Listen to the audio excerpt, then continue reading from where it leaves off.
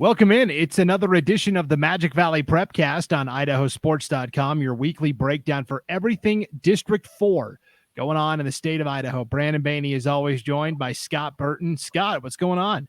Hey, good morning. It's another beautiful day in the Banana Belt here in southern Idaho, as spring sports have yet to get started. But hopefully the ice melts, and sometime by June we can get the season started.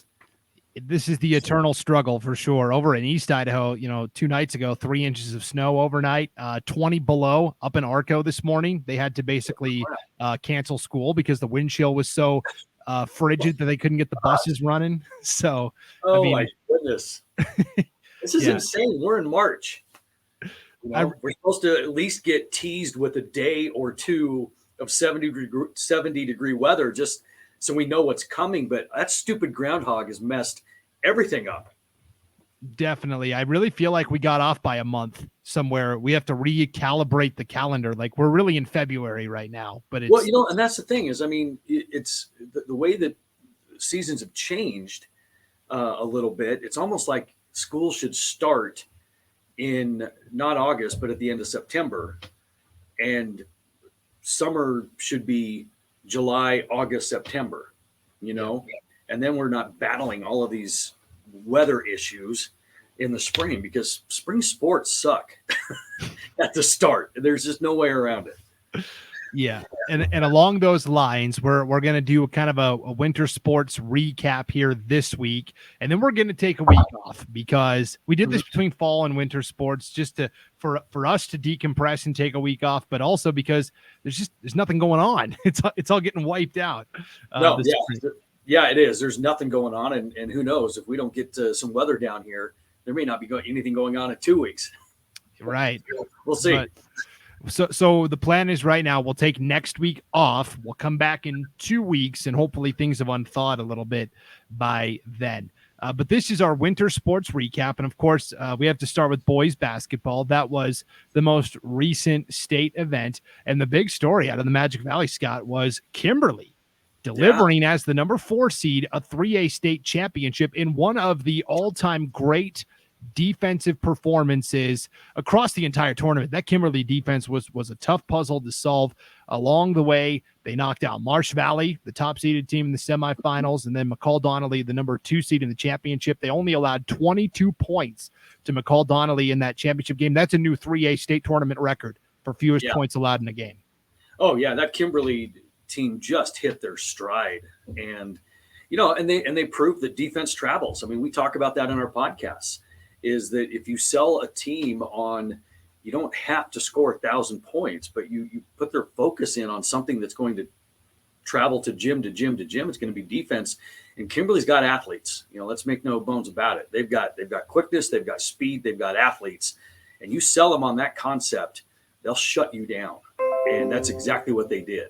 And good for them. Yeah, it was a lot of fun to watch this Kimberly team, because they were kind of an afterthought in the 3A bracket. Everyone said, oh yeah, Marsh Valley, McCall Donnelly, Snake River, and maybe one of those teams from District 3, Homedale, Fruitland, whatever.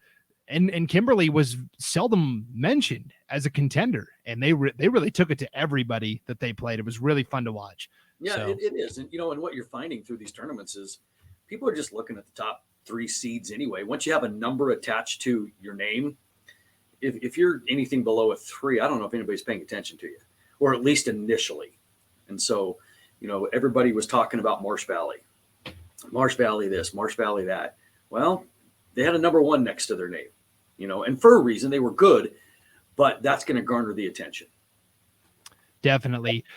Kimberly well represented on the 3A all-tournament team. The MVP of the tournament was Ethan Oakleberry of Kimberly, and Jackson Bear won the defensive MVP of the 3A tournament as well. And then we saw Jake Lloyd make the second team for the all-tournament team as well.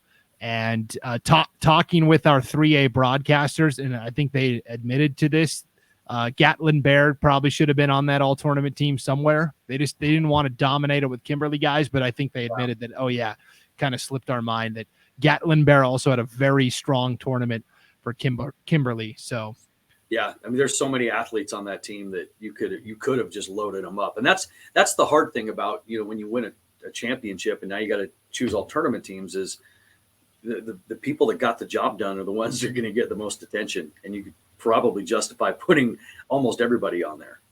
Definitely. So Kimberly was the only team from the Magic Valley to come away with a state championship. But boy, Camas County sure came close. The year of the musher continued, Scott. I love how this was a phrase that you kind of coined on the podcast, and all of a sudden it kind of became the official slogan for everybody over there in Fairfield at Camas County High. It was a lot of fun to hear that. The first game of their tournament, it was at Caldwell High School, and I was over delivering some equipment to our broadcasters for that 1AD2 tournament, and Logan Green was with me, and he got there a couple minutes before I did. And Logan said, I just saw the Camas County players get off the bus, and like some of them had tears in their eyes because, you know, it had been a really long time since Camas County had been to state. Wow. And I mean, that was a powerful visual image for Logan and for those Camas County fans. They get all the way to the championship, where they lose a heartbreaker at the very end to Rockland by 53-51. Basically, Brigham Perman for Rockland drove into the lane with about 20 seconds to go. Player from Camas slid over to try and take the charge. Ultimately was called for the block. Perman made 2 free throws.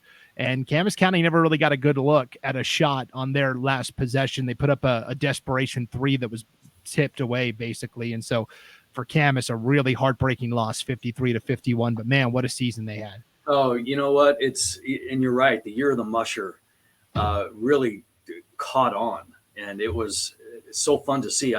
We had the District 4 All-Star basketball games here last night, and in our gym, and a couple of people from Camas came up to me afterwards and mentioned how they enjoyed the podcasts, and they both said, "You're the musher," you know? And so, I mean, it was really cool because, I mean, it really has been quite a year over there. I mean, for a school that has like 11 kids in it, you know, I mean, they don't have very many kids, but my goodness, what a year they've had in football and basketball, state title game.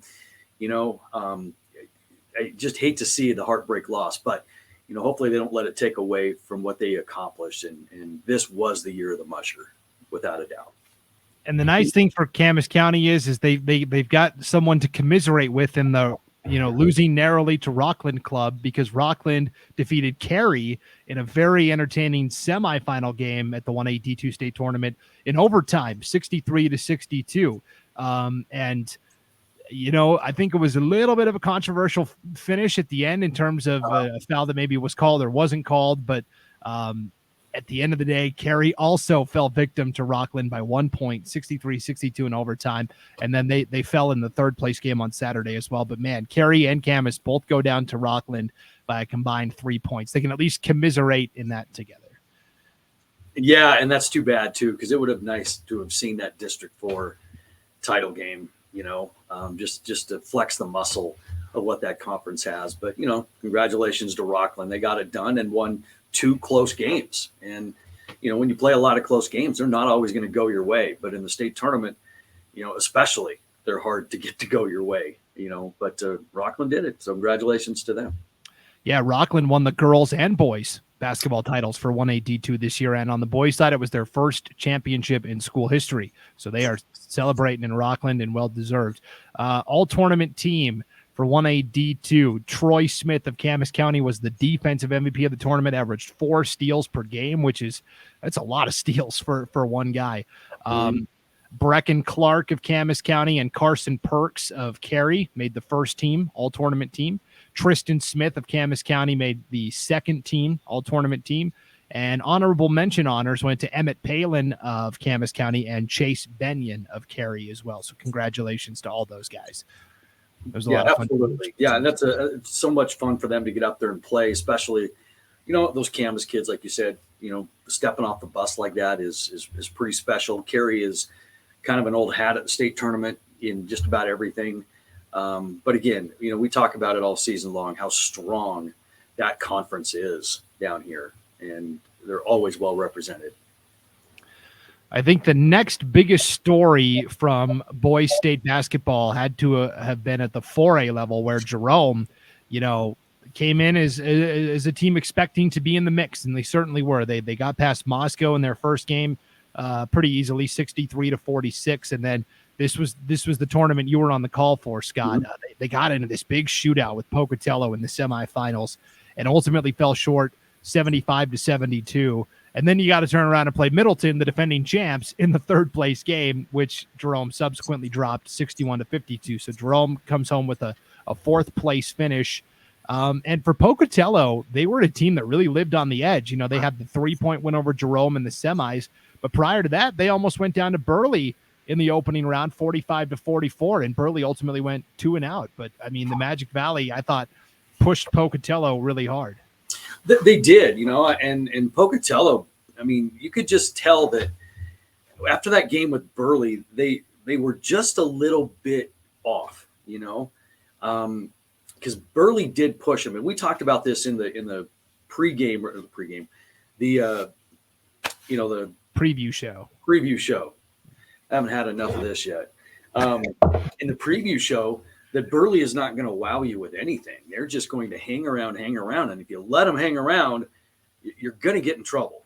And Pocatello dang near got in trouble. I mean, they escaped with a 1-point win. And then Pocatello hits Jerome. And then, man, it wasn't like people were not playing defense in that 75-72 game. They're just shooting lights out. And this was in the Idaho Center, which was bizarre because you take these two teams out of a gym that's got some depth and the background on the wall, behind the hoop and all that kind of stuff. And you put them in this open gym and nobody could miss. Bowie from Pocatello just came out and dropped 21, I think it was 21 in the first half. And then I think 3 in the second half. And then meanwhile, Scotty Cook from Jerome put up 34. And they're not taking a ton of shots. Everything was going in. Both teams over 50% from the floor.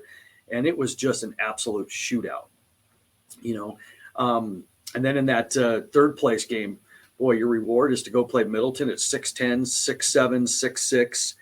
And that was a game that Jerome led the entire way until about midway through the fourth quarter. And then it just kind of got away from it at the end. But, the Magic Valley teams did really, really well. Burley put up a fight. They went 2-out. But, like I said, they were the one team that didn't have like a superstar. And they battled everybody. They lost the close one to Pokey. They lost a close one to Moscow. So they've got nothing to be ashamed of. Jerome really's got nothing to be ashamed of, even though they lost to Middleton in the third place game. And a lot of people are thinking that Middleton was the second best team there anyway. When you look at these rankings, it was Hillcrest number 1, and we'll talk about them in a second. But Pocatello number 2, there was a lot of discussion up there that was not the way it should have been. That Middleton, because of their size and their experience, well, not necessarily their experience, because I did lose 4 starters and a head coach, but just with their size and their pedigree and being the defending champs, should have been the number 2 seed. And as it turned out, they were the ones that gave Hillcrest the best game, because of it. So everything else went chalk, just like we talked about in the preview show. And I can't say enough about that Hillcrest team. They are so good. I mean, and they had. Oh, go ahead. They have an absolute beast of a player, sophomore kid. The Davis kid is. I mean, you watch him play, and he is a man among boys as a sophomore. I mean, you look at this kid and you go, how are we going to stop him? Well, the answer to that is you're not. Period. Serious D1 looks at this kid. And without him, Hillcrest is, they're good, but they're beatable. And I just, if you have a chance to go watch this kid over the next couple of years, go watch him for Hillcrest, Isaac Davis. And then pay attention to that name, because he's going to be playing at the next level. I mean, he's just massively big and athletic, and the footwork, holy crap, which made this Hillcrest team virtually unbeatable, because they had enough pieces in place to complement Davis that they would beat you that way as well. But, Hillcrest in my opinion, best team at the tournament, 5A included. Wow. Okay. That's a big statement. We talked about, Scott, you talk about always, the teams that are successful at state, generally speaking, are the teams that have a big that they can rally around, because it's a lot easier to score inside than it is from the perimeter when you get to state. And they had clearly the best big at the tournament. And they'll have that for the next 2 years. He's only a sophomore. Yeah. So, well, and that's the thing. And if you followed anything that we've talked about over the course of the year, the teams that win state titles are the teams that have size, period. They get shots around the hoop, and it's funny because, I know I talk about that all the time, because the common denominator with every state championship team is they've got a paint presence. And obviously Hillcrest did. And so we were able to look at the shot chart of Hillcrest throughout this tournament. And it told a huge story, because they understood what it was going to take and the right shots to take. Because if you look at the shot chart at Hillcrest throughout this tournament, it is just littered in the paint. Okay. But what you don't see are 2-point shots on the perimeter. You're going to see paint and you're going to see threes.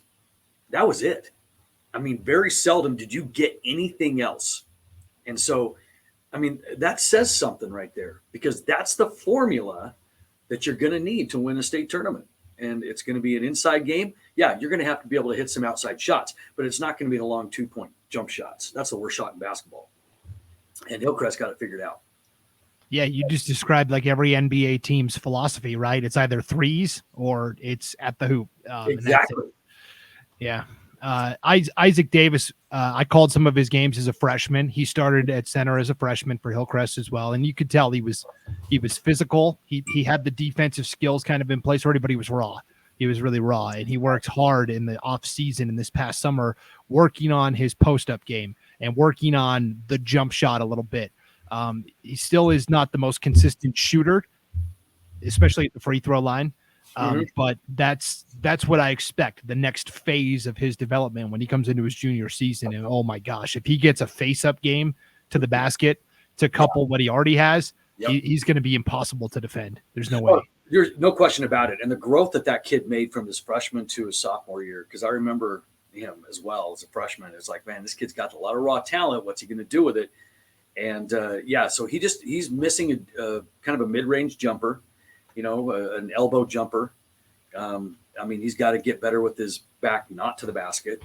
But the growth from freshman to sophomore, you're right. That's going to be the transition. And if he can get those pieces in place, he'll be just unstoppable. The way he threw down dunks and block shot. He reminded me of like a young Shaq, a young Shaquille O'Neal. Well, that's how big he was in comparison to everybody else that was on the floor. And there's not many people in the state of Idaho that can drop step dunk on you. And this kid can. And so I know we talk a lot about him, but my goodness, it's insane what this kid was going to be able to do. Yeah, for sure. So no surprises that Isaac Davis of Hillcrest was the MVP of the tournament, 18.3 points per game, 12.3 rebounds per game, and still managed to dish out 1.7 assists per game as well on some of those kick out threes. In terms of Magic Valley, Scotty Cook from Jerome made the first team. Mikey Lloyd made the second team, all tournament team. Adam Klepfer of Burley was also on that second team. And then the honorable mentions, you had Stockton Sheets from Burley and Skylar Maurer from Jerome, all worthy honors there. The other tournaments we need to check in on are 1A, D1, and 2A. We'll start with the 1A, D1 tournament because Oakley won their league, got to state, and actually found themselves in a very tight first-round game, Scott. This was the tournament that I was at, and they were playing Logos in the first round, and they ultimately lost 37-35 in a game where it was a back-and-forth battle throughout. Oakley had a decent look at a game-winning three from Peyton Beck that just – so what happened was Beck shot it from the right wing and airballed it long. And because of that, his rebounder was on the right block ready to rebound, but the shot actually went to the left block and there was nobody there. And by the time the ball rolled out of bounds, time had expired. If they had had a rebounder on that opposite block, they could have had a chance at maybe a putback to tie the game. But just the way it went, that the shot was too long for anybody to go rebound. So they lost a tough game there. And then they rebounded with a win in the consolation round over Lighthouse Christian. They ended up meeting their district rival. So that second day of the 1A D1 tournament, Scott, 3 of the 4 games featured district rivals. You had Oakley and Lighthouse in a loser-out game. You had Liberty Charter and Rimrock from District 3 in a loser-out game. And then you had an all-north semifinal, Logos against Lapway. So it was really interesting to see all of these district rivalries, kind of reinvent themselves. And boy, that loser-out game between Lighthouse and Oakley, both student sections, both fan sections were there. They were loud. They were fired up. You could tell that Lighthouse wanted this game so badly after losing to Oakley 3 times throughout the year. And they had the lead in the second half, but turned the ball over a couple of times. Oakley got on a little bit of a run and ended up winning that game and knocking out Lighthouse. And then Oakley fell to Rimrock in the consolation final. But I was really impressed with both of these teams. I think Lighthouse Christian especially has some younger guys that they can really build around next year. I would say they're my early favorite in the conference next year, with Jack DeYoung, who's young, and Sam Rogers, who's only a sophomore. And they've got this point guard that's like a maestro out there, Hayato Yamada. He is so fun to watch with the basketball, and I believe he's only a junior. So Lighthouse Christian's going to be a lot of fun to watch. And Oakley, they lose Peyton Beck, and he was kind of their statistical leader in almost every category, but they've got some good athletes returning as well. Yeah, they do. And, when you mentioned that Lighthouse team, when we hosted that 1A D1 tournament here in Jerome, their district tournament, I got to see these teams play. And you can't look at that Lighthouse team and go, man, these guys they're going to be back because they've got enough youth and enough excitement among them that, and Daquan Montreal, their coach, took him first time he's been to state.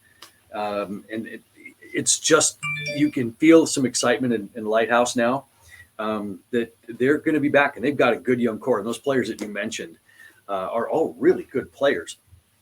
Oakley, on the other hand, they're going to lose kind of the straw that stirs their drink a little bit, but they're always just tough farm kids. I mean, that's just, and we talk about this with Oakley and Cary and Dietrich and all these like small town schools. They just find tougher kids and they just reload, and they'll be back. And this 1A D1 conference here is a lot of fun to watch because it's a different style of basketball. I'm obviously used to the 4As, but watching these 1A D1s, man, they're tough. They are physical, and they are a lot of fun to watch. So you're going to hear a lot more from this conference in the state tournament. For sure. And Daquan Montreal kind of took over the team mid-season. He had been an assistant coach, and he's obviously the athletic director at Lighthouse Christian as well. And Mike Brown, the head coach, had to step away for personal reasons. So Daquan kind of took over the team as the head coach. And I asked him, because I talked to him before the tournament, I said, so, are you having fun? Do you think you'll be the head coach again next year? And he kind of took a long sigh and said, I'm not sure yet. He said, I've had a lot of fun coaching, but also I've got a young family, so I'm going to have to weigh that out. But I think if he does stay, or even if he goes back to being the assistant coach, I think that foundation is in place. And he said, look, it's been 4 years or 3 years since we even went to state. Now, the last time they were at state, they won the championship, and Clay Silva was a freshman on that team, and he was now the only senior on this Lighthouse team. So you have to start somewhere, right? And getting to state this year is the first step in that foundation. And now next year, the goal will be to get back and get a win. And so I'm excited to see their progress next year. Yeah. It's just unfortunate for them. They had to open up with Lapway, Right. And then that's your inauguration into the state tournament. Here you go. Play one of the best teams ever. Yeah. And try not to get run out of the gym. But you're hoping that they get a win to kind of elevate that program, especially considering kind of what they went through this year. I mean, it's not easy to lose a head coach for whatever reason, because it just kind of upsets the balance a little bit, but DQ came in and did a great job. And so, congrats to him and the Lighthouse Christian Lions for making a state appearance. And I think they'll be back. Yep, for sure. Making the all-tournament team, Peyton Beck made the second team from Oakley. And on the honorable mention was Jack DeYoung from Lighthouse Christian there. And the final tournament to talk about is the 2A boys, where, kind of a similar situation. Valley ended up winning their conference. Their reward was the number 8 overall seed, where they have to play North. It is so hard for that 8 seed to win. And of course, everyone's going to point to, Centennial got all the way to the championship in the 5A, but that's the exception, not the rule. It is very hard to go into state as the 8 seed and get a win right away. And we saw that at the 2A level with Valley as they lost in the opening round in North Fremont in a fairly close game. They only lost by 9, 53-44, and then they lost to Ambrose, and so they went 2-out. Yeah, they did. And, it's when you get to a state tournament, your eyes get opened a lot, because you're now seeing what your program needs to be like. There's a lot of teams that kind of cruise through their seasons. And I'll take Jerome for example. Great season for them. But when they get to state, they don't get to see during the regular season the 6'10" Middleton kids. They don't get to see that in their conference. And they realize, too, that, these superstars, and I'm kind of going off on a tangent here, but the superstars that you get on these teams, the number one players you get on these teams, they've all got something in common with their game. And that is they can create, and so when you get to these tournaments, you're seeing the level of individual play absolutely elevate. And if you're just a guy that will camp on the 3-point line and just shoot the ball, and that's all you do, you're easy to stop because it doesn't take much. But these players that we saw at these tournaments at all levels, the best ones, they just create for themselves. And that's the level you got to be at if you want to be an elite player. And so a lot of these teams are going to get to that state tournament and realize, holy crap, my game isn't where it should be because I can't compete at this level. Yeah, it's an eye-opener sometimes when you get to state, for sure. And Kyle Christensen of Valley made the honorable mention all-tournament team for the 2A level there. So that's our boys basketball recap. Real quick, I did want to touch on state wrestling, Scott. That was 2 weeks ago, and we didn't have a chance to talk about it because we had our boys basketball preview show last week. But the two big stories out of wrestling in the Magic Valley: Derek Matthews of Declo becomes the newest member of the 4-time state champion club in Idaho. That's a rare honor. He is in elite company, and what a career for Derek Matthews of Declo. I mean, he's just a stud in everything he does. Oh, he is, and his lineage and pedigree trace right back to Jerome, because his grandpa was Tim Matthews, who really got wrestling started here and on the map in Jerome. And he was, one of my football coaches as well, coming up in Jerome. And his sons are good wrestlers. Well, they're not good. They're great wrestlers. And so this DNA that they've got is just insane. And they're a wrestling family. And this Matthews kid, just a super kid to begin with, super nice, but he's an imposing force. So you look at him, he's just, not an ounce of fat on him. He walks out on the mat and you're like, oh my goodness, I got to wrestle this kid. And then he just dominates you.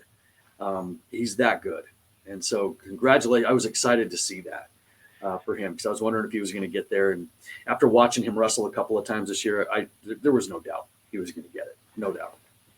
Definitely. We had another 4-time state champ from the Magic Valley on the girls' side. We talked about Lita Cruz at 106 from Minico earlier on this year. And the first 3 titles she won were at unofficially sanctioned events, but she still won state championships. And now she won in her last year of competition as an officially sanctioned event. But I think she needs to be recognized as well. And I don't know how the IHSA is going to go about doing that, but I think those 4-time champions on the girls' side also need to be recognized. And Lita Cruz is the first in the state.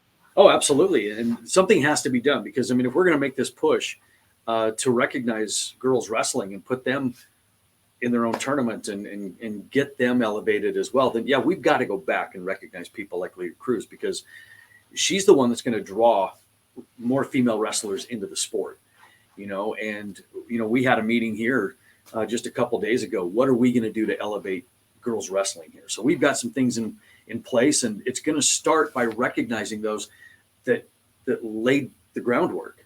And she's obviously one of them. And so I hope the IHSA does something to recognize that, because that's what they're going to build from. They need these pioneers to kind of be recognized, and she is one.